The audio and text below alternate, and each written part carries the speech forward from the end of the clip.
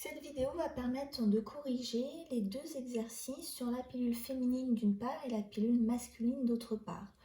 Donc la pilule féminine, elle se prend pour la première fois le premier jour des règles pendant 21 jours, puis il y a un arrêt d'une semaine où les règles surviennent et il faut recommencer une plaquette au bout du 7e jour d'arrêt. Donc, on a plusieurs éléments ici dans cette étude documentaire. On a un graphique avec la concentration d'hormones en fonction du temps. On a une remarque sur le côté, l'effet de la FSH sur la maturation des follicules et enfin une explication par rapport à ce modèle moléculaire ici.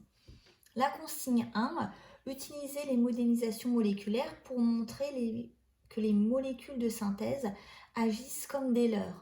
Donc on voit ici que la progestérone, donc qui est une hormone naturellement sécrétée par l'ovaire, va agir sur des récepteurs.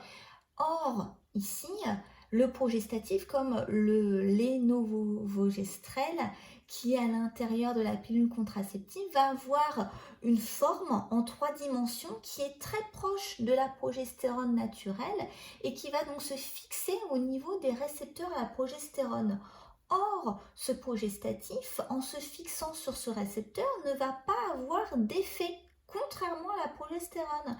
Donc, ça agit bien comme des leurres parce que ça fait croire, enfin en tout cas, ça prend la place de la progestérone au niveau du récepteur, sauf que lorsque c'est la progestérone, il y a un effet, il y a une conséquence à cette fixation, et lorsque c'est un progestatif, et bien dans ces cas-là, il n'y aura aucun effet. Le deuxième point, exploiter les documents pour montrer que la pilule contraceptive agit en modifiant le fonctionnement du complexe hypothalamo-hypophysaire.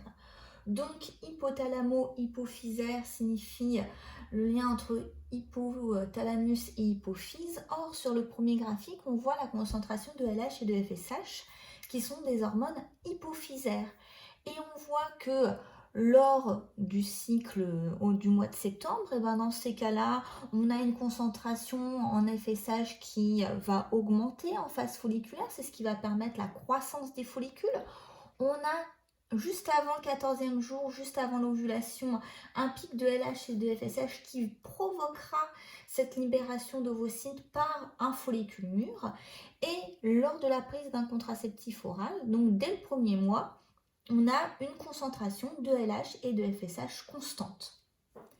Ça modifie donc bien l'action du complexe hypothalamo-hypophysaire. Sur la troisième question, expliquer en quoi le fonctionnement ovarien sera totalement modifié sous l'action de la prise d'une pilule. Eh bien, on voit ici que lorsque on a de la FSH avec une concentration en tout cas plus importante que sans pilule, eh ben on a les follicules qui grossissent, surtout un follicule qui va pouvoir libérer l'ovocyte au 14e jour, mais avec une faible concentration de FSH, eh ben, le follicule va rester un follicule primaire, un petit follicule. On voit également avec la remarque comme quoi la concentration d'œstrogène et la concentration de progestérone est très faible, voire nulle. Or, ce sont des hormones qui sont sécrétées par les ovaires, du coup à prendre en compte pour répondre à cette question. Et enfin, envisager alors les conséquences sur le cycle utérin. On sait que l'utérus est bordé par une muqueuse, la muqueuse utérine, et c'est que cette muqueuse utérine est maintenue grâce à une concentration de progestérone qui est importante. Et d'ailleurs, c'est cette chute de la concentration de progestérone qui va causer les règles.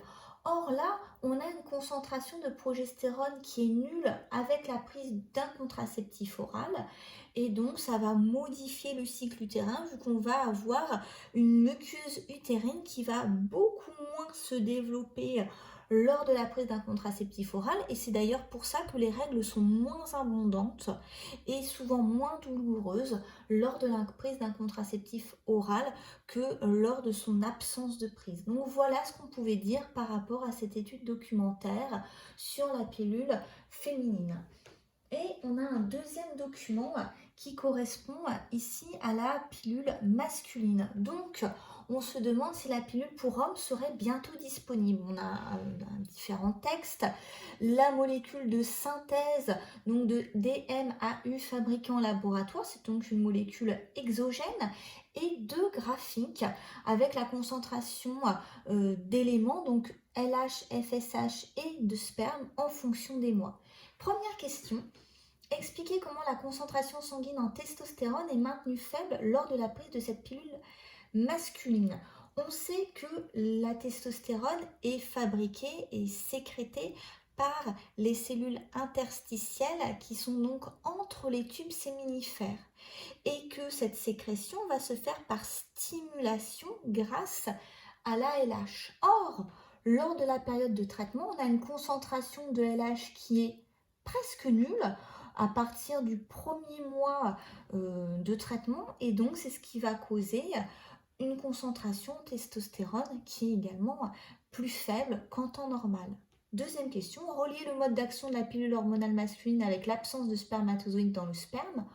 On voit qu'en plus d'une concentration de LH qui est faible, on a une concentration de FSH sécrétée par l'hypophyse qui est également très faible à partir du premier mois de prise, passant d'à peu près de 2,8 unités internationales par litre à peu près 0,1 UI par litre. Donc, ce qu'on sait, c'est que la FSH va permettre de stimuler les cellules interstitielles qui sont dans les tubes séminifères. Et c'est ces cellules interstitielles qui permettent le bon développement des spermatozoïdes.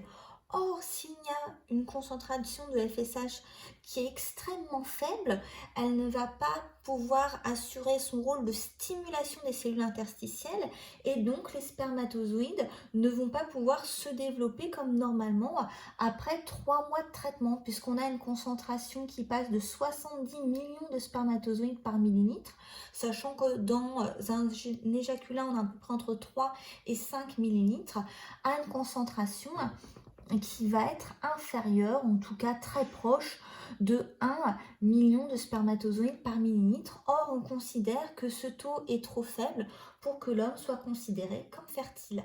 Voilà donc la correction des deux exercices sur la pilule féminine d'une part et la pilule masculine d'autre part.